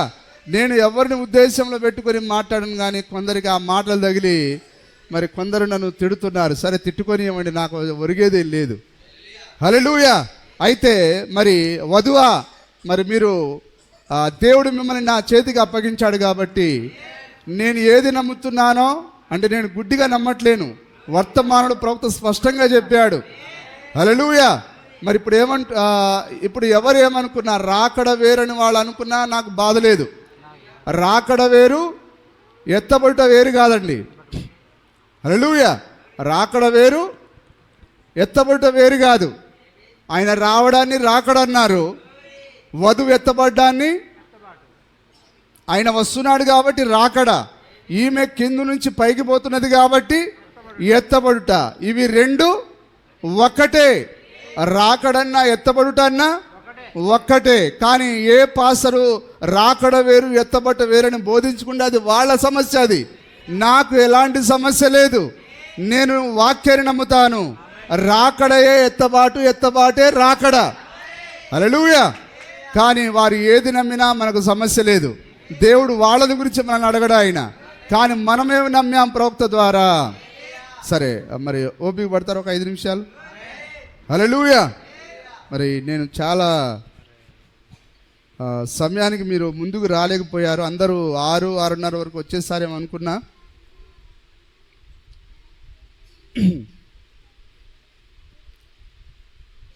కాలం యొక్క కూడలి. సరే, నేనేం చదువుతాను.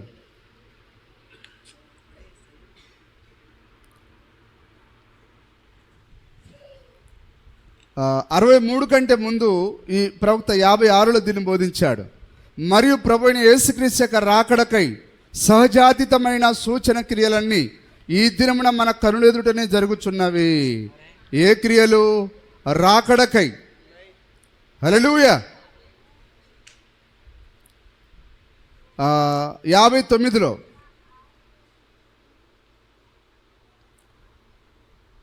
నీవు అయితే తిరిగి లేచి నిరంతరం నీతిమంతులుగా నీవు చేసితివి. మరియు ఈ దినమున నీ రాకడకై ఎదురు చూచుచు మేము నిలబడి ఉన్నాము. ప్రవక్త ఏమంటున్నాడు? నీ రాకడకై ఎదురు చూచు మేము నిలబడి ఉన్నాము. హల్లెలూయా. సరే, మీరు జాగ్రత్తగా గమనించండి.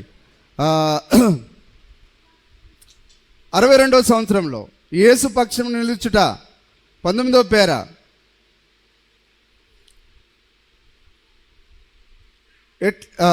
ఎట్లుండుననగా సరిగ్గా వారు యుద్ధరంగంలో ఉండి పోరాడుచుండినంత తాజాగా అది ఉండును. ఎట్లనగా వారు ఆయన రాకడకై కనిపెట్టుచు అదే ఎదురు చూపుతో వెళ్ళి ఉండిరి. మరియు అంతటా ఒక కేక వచ్చును, మరియు సంఘమంతయు పైకి వచ్చును. హల్లెలూయా. ఇప్పుడు రాకడలోనే కదా సార్ సంఘం పైకి పోయేది. రాకడకై కనిపెట్టుచు అదే ఎదురు చూపుతో వెళ్ళి ఉండిరి. మరియు అంతటా ఒక కేక వచ్చును, మరియు సంఘమంతయు పైకి వచ్చును. రాకడలోనే కేక వస్తుంది, ఆ కేకతోనే సంఘం పైకి వెళ్తుంది. మీరు చూసారా? అది అదే. కావున అది విషయం ఏమి కాదు. 62 వరకు వచ్చిందా? ఇప్పుడు 63 తర్వాత అసలు సంగతి. 7 సంఘకాలను మరియు 7 ముద్రలకు మధ్యలో ఉన్న ఎడము. ఇందులో 113వ పేర.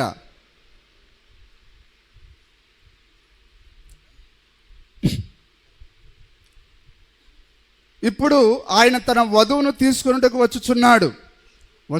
అంటే వచ్చేసాడా? ఏం సార్, గ్రామర్ అర్థమవుతుందా? మనం అందరం మరి తెలుగు వచ్చిన వాళ్ళమే కదా. ఇప్పుడు ఆయన తన వధువును తీసుకున్నట్టుకు వచ్చుచున్నాడు అంటే ఇది భవిష్యత్ కాలమా, భూతకాలమా, వర్తమాన కాలమా? వచ్చుచున్నాడు అంటే ఏ భాషా పదం అది? భూతకాలమా, లేకపోతే వర్తమాన కాలమా, లేకపోతే భవిష్యత్ కాలమా? తెలియదు సార్, గ్రామర్ నేర్చుకోలేదా? నిజమేనా? ఇప్పుడు ఆయన తన వధువును తీసుకున్నట్టుకు వచ్చుచున్నాడు. ఆమేన్. ఇప్పుడు ఆయన రాజుగా వచ్చుచున్నాడు. ఆయన తన యొక్క రాణి కొరకు చూచుచున్నాడు. ఆమేన్. దాని గూర్చిన సమస్త మర్మములు ఈ గ్రంథంలో ఉన్నవి. 7 ముద్రలు దానిపై చుట్టబడి ఉన్నవి. 7 ముద్రలు ఆయన రాకడకై కాచుకొని ఉన్నవి. హల్లెలూయా. ఇప్పుడు 7 ముద్రలతో వధువు దేనికి కాచుకొని ఉన్నది? రాకడకై. ఇప్పుడు మనం దేని కొరకు ముద్రలతో సిద్ధపడుతున్నాం? రాకడకై కాచుకొని ఉన్నవి. గమనించండి, ఈ సూచనలు, ఈ గుర్తులను చూచేద్దాం. సరే, ఇప్పుడు సమయం ఓకే. ఇప్పుడు 63లో కూడా ఏం చెప్పాడు ఆయన? 17వ తారీఖు ఇంకా రాకడకై మనం ఎదురు చూస్తున్నామని అన్నాడు ఆయన. దేవుని నామానికి మహిమ కలుగును గాక. విజయోత్సవ దినం 63/4/21. ఇక్కడ మీరు టేపులు పేర 104 పేర. ఇక్కడ మీరు టేపులు మరియు అటువంటి కార్యమును కలిగి ఉన్నారు. నేను అక్కడ ఒక పెద్ద యుద్ధరంగంలో ఉన్నాను. ప్రభు యొక్క రాకడక ఎదురు చూస్తున్న సైన్యంలో కేవలం ఇది ఒకటై ఉన్నది. ప్రవక్త ఏమంటున్నాడు? ప్రభు యొక్క రాకడకై ఎదురు చూస్తున్న సైన్యంలో కేవలం ఇది ఒకటై ఉన్నది. నా కొరకు ప్రార్థించండి, ఏలైనగా నాకు నిజంగా మీ ప్రార్థన అవసరమై ఉన్నవి. నేను ఆధారపడి ఉన్నాను. అంటే ఇంకా 63వ సంవత్సరము 4వ నెలలో ఇంకా రాకడ జరగలేదు. ఇప్పుడు ఫిబ్రవరి 28, 63లోనే రాకడ జరిగిందని అంటే ఇప్పుడు ఇది 4వ నెల. ఇది 63వ సంవత్సరం 4వ నెల 21వ తారీఖు. రాకడక ఎదురు చూస్తున్న సైన్యంలో కేవలం ఇది ఒకటై ఉన్నది. హల్లెలూయా. సరే, చివరి ఒకటి చదువుతాను. ఆయన యొక్క రాకడను సూచించు ప్రకాశించేది ఎర్రని దీపము. వింటున్నారు అందరూ? 107వ పేర. మిమ్మల్ని మీరు చూచుకొనుడి. మీ ముందు ఒక అద్దం ఉన్నదని ఊహించి మిమ్మల్ని మీరు చూచుకొనుడి. నేను నిజాయితీగా ఉన్నానా? నేను నిష్కపటంగా ఉన్నానా? నేను నిజంగానే హృదయంలో ఆ విధంగా ఉన్నానా? నేను ప్రభును సేవించుచున్నానా? చెప్పేదరా? హల్లెలూయా. ఇప్పుడు మనం ఏ అర్థంలో చూడాలి? వాక్యం అనే అర్థంలో, వర్తమానం అనే అర్థంలో మనం చూడాలి. నిజంగానే ప్రభును సేవించున్నానా? చెప్పేదరా, నేను దానిని సేవించుచున్నానా? వెంట్రుకలు కత్తిరించుకొని పొట్టి దుస్తులు ధరించుకొని ఉన్న స్త్రీలారా ఇటు చూడుడి, ఈ కార్యమును చేయు స్త్రీలారా మిమ్మల్ని మీరు చూచుకొనుడి. మీ భార్యలను ఆ విధంగా చేయుటకు అనుమతించు పురుషులారా చూడుడి. చెప్పేదరా, నేను దేవుని కుమారుడనా, లేక నేను సొదొముకు చెందిన పట్టణవాసిగా ఉన్నానా? స్త్రీలైన మీరు చెప్పేదరా, నేను నిజంగానే నవీన నాగరికతకు చెందిన స్త్రీవలే ఉన్నానా, లేక కడపటి దినములలో నుండిదనని యేసు చెప్పిన జలప్రళయం ముందు ఉన్న నాగరికతకు చెందిన స్త్రీవలే ఉన్నానా? దాని గురించి ఆలోచించండి. మిమ్మల్ని మీరు గమనించుకొనుడి మరియు చూడుడి. నీ మనస్సాక్షి ఎవరనేది నీ గురించి తెలియజేస్తుంది. ఈ రాత్రి ప్రభురాత్రి భోజనం తీసుకోవాలా లేదా అనేది మీ చేతిలో ఉన్నది. మీ మనస్సాక్షి, మీరెవరో, మీరు ఏం చేస్తున్నారో అది మీ కార్యం మీ చేతిలో ఉంది. హల్లెలూయా. ఫలానాయన తీసుకోవాలి, ఫలానాయన తీసుకోవద్దు నాకు తెలియదు. అది హల్లెలూయా. అది నీ చేతిలో మాత్రమే ఉన్నది. అది దేవుని నామానికి స్తుతి కలుగును గాక.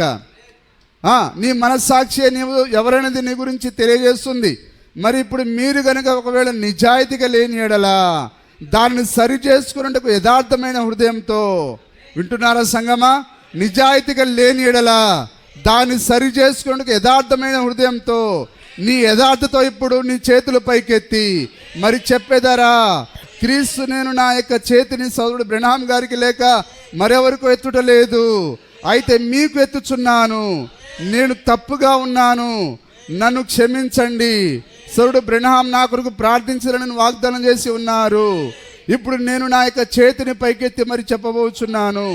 ఈ రాత్రి యేసు నాపై దయచూపుము, క్రీస్తు కొరకు నన్ను రక్షింపుము. నేను నశించిపోవుట కొరకు లేదు, నశించిపోవుటను కోరుట లేదు. నా జీవిత పరమావధిని అంతటిని నీవే నాకు అనుగ్రహించి ఉన్నావు. దానిని నేను తిరస్కరించి విసర్జింపజేయుట ఎంతో ఘోరమైన కార్యం. ఈ రాత్రి సమయమును మేలిమి వంటి సువర్ణపు తరుణమును కలిగి ఉండి ప్రకాశించున్న ఎర్రపు దీపపు కాంతులు ప్రతి చోట నా కనులారా నిజంగా చూచున్నాము. మరియు ప్రభు యొక్క రాకడకై ఆయన వాగ్దానం చేసిన ఈ సూచనలు, హల్లెలూయా, మరి ఆయన వ్యాధిగ్రస్తులను స్వస్థపరచును, ఆయన చనిపోయిన వారిని లేపును, ఆయన దయ్యమును వెళ్ళగొట్టును. ఒక చిన్న గుంపు ప్రజలు ఉండెదరు. ప్రపంచం ద్వారా పరిపాలించబడు, చాలా పరిహసింపబడు చాలా తక్కువ సంఖ్యలో. ప్రపంచం నన్ను ఏం చేస్తున్నది? పరిహాసం చేస్తున్నది. చాలా తక్కువ సంఖ్యలో ఒక గుంపు ఉండేదారు. నిజమేనా సార్? చాలా చిన్న గుంపు, స్వల్పమైన వారు. మరి వారిని ప్రపంచము చెడ్డ పేర్లతో దూషించును. మరియు ఆ విధమైన కార్యములు ఇవన్నీ నేను చూడలేకపోయినాడలా నా యొక్క జీవితం చాలా దౌర్భాగ్య స్థితిలో ఉండును. దేవుని నామానికి మహిమ కలుగును గాక. ఈ రాత్రి మనం దేవునికి సమర్పించుకుందామా? దేవుడు మరి ఈ మాటలు మన హృదయాల్లో ఫలింపజేయను గాక.